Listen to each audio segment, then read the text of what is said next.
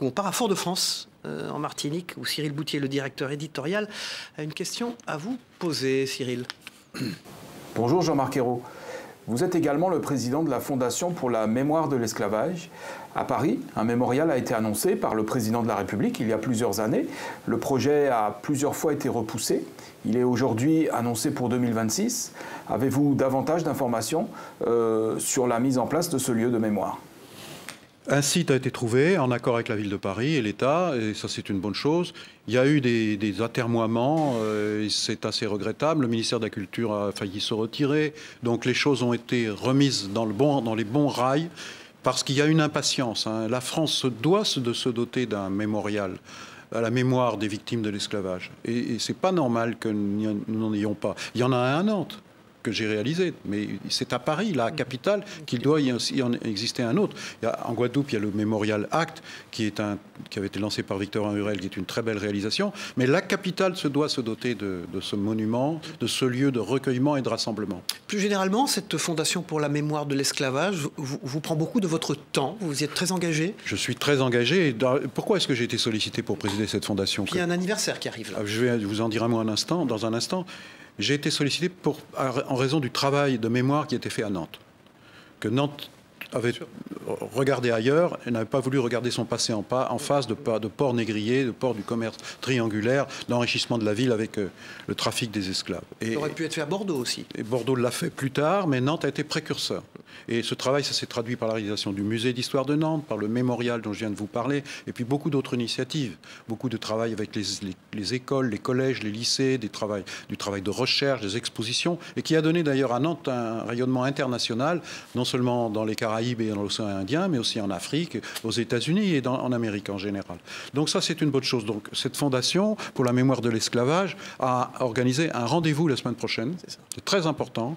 C'est le 17 avril aux Archives nationales à Pierrefitte, où nous allons rappeler il y a 200 ans, le roi Charles X avait signé une ordonnance pour imposer une dette à Haïti pour le prix de son indépendance. C'était plus qu'une taxe, car ce pauvre pays et ces paysans qui ont payé cette dette jusque dans les années 1950 n'avaient pas les moyens de rembourser la dette. Donc pour rembourser cette dette, ils ont emprunté à des banques françaises.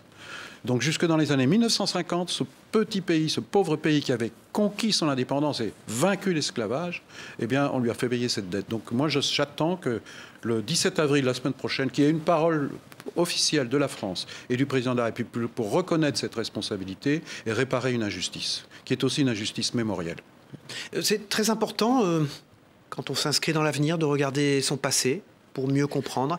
C'est ce qui manque au débat actuel, selon vous ? Oui, parce qu'un peuple qui n'a pas de nation, un peuple qui n'a pas de mémoire est un pays faible, parce qu'un jour ou l'autre, de toute façon, ce qui a été occulté, ce qui a été enfoui revient.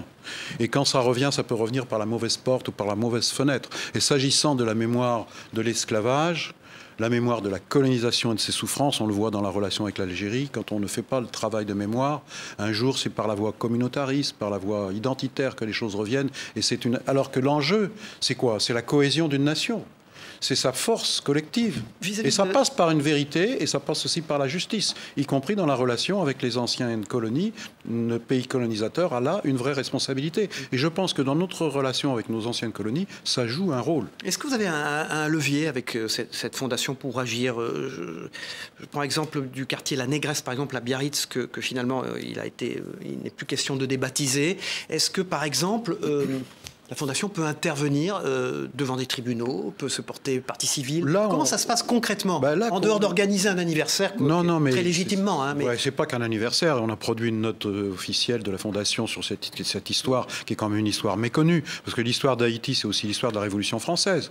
Parce qu'en 1791, Toussaint Louverture se révolte pour demander l'abolition de l'esclavage, qu'ils vont obtenir en battant les armées de Napoléon, alors que la France avait voté la Déclaration des droits de l'homme et du citoyen. Et qu'est-ce qui se passe après ?